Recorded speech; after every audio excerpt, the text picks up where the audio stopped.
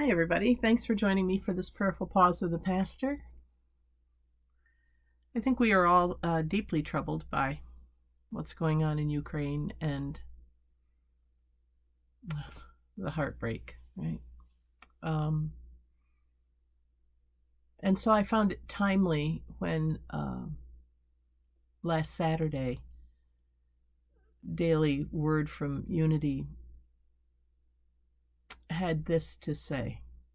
The phrase to think about, the mantra for the day that I'm offering you is, I choose how I respond to life. I choose how I respond to life. I choose, or I choose how I respond. I choose how I respond. Every word is important. I choose how I respond to life. Here's what they have to say. I have the power to discover who I am and to think, speak, and act in ways that are in integrity with my spiritual self. Regardless of what shows up in my life, I remain open to opportunities to live from my beliefs and values. I am free to change my mind about who I am and what I want, need, and believe as I learn and grow. Every day I seize the opportunity to remember there are no chains that bind my spiritual self, my divine reality. Sorry, I guess I wanted to read that as reality. It says my divine identity. Interesting Freudian slip on my part. Freedom is my true nature. At the level of spirit, I am truly limitless.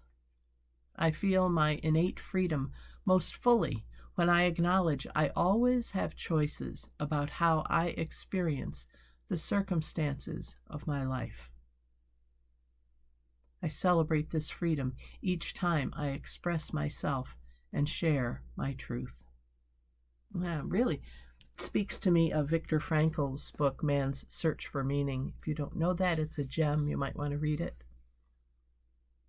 Then there's a biblical quote from Galatians chapter 5, verse 1. For freedom Christ has set us free. Stand firm, therefore, and do not submit again to a yoke of slavery. Slavery not only in the physical sense, but slavery in slavery of our minds, slavery of our emotions and our reactions. We don't have to react the same way every time. We don't have to always feel the same way about something or someone. I choose how I respond to life. You choose how you respond to life.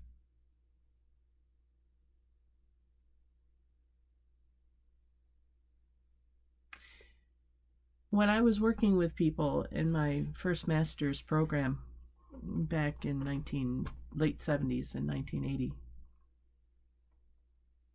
it was in the field of values clarification and learning how to make choices.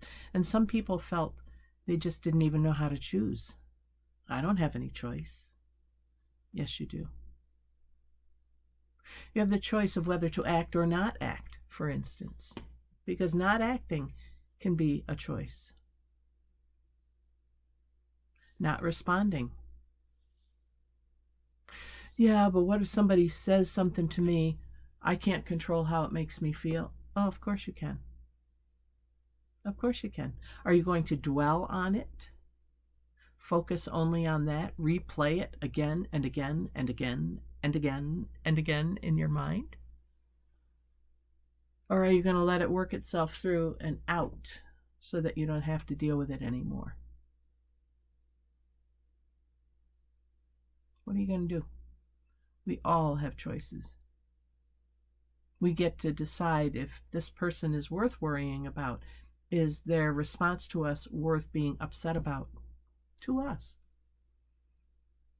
We get to decide. I choose how I respond to life. I can choose how I respond to what's going on in Eastern Europe. Will I allow it to consume me? Will I allow myself to feel the horror and the sadness?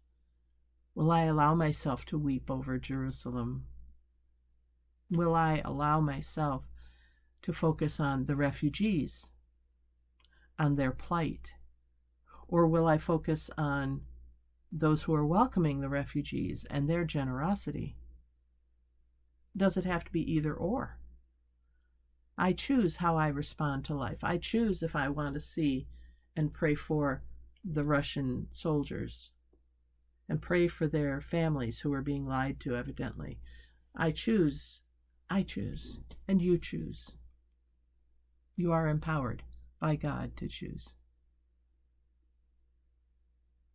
Freedom is my true nature. At the level of spirit, I am truly limitless.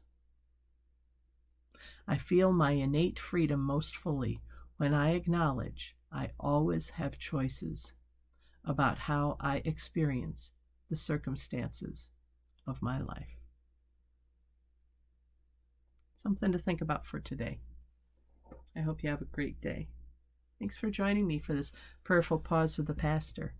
I'm Pastor Deb Swift with South Presbyterian Church in Rochester, New York. And until next time, God bless, take care, and bye for now.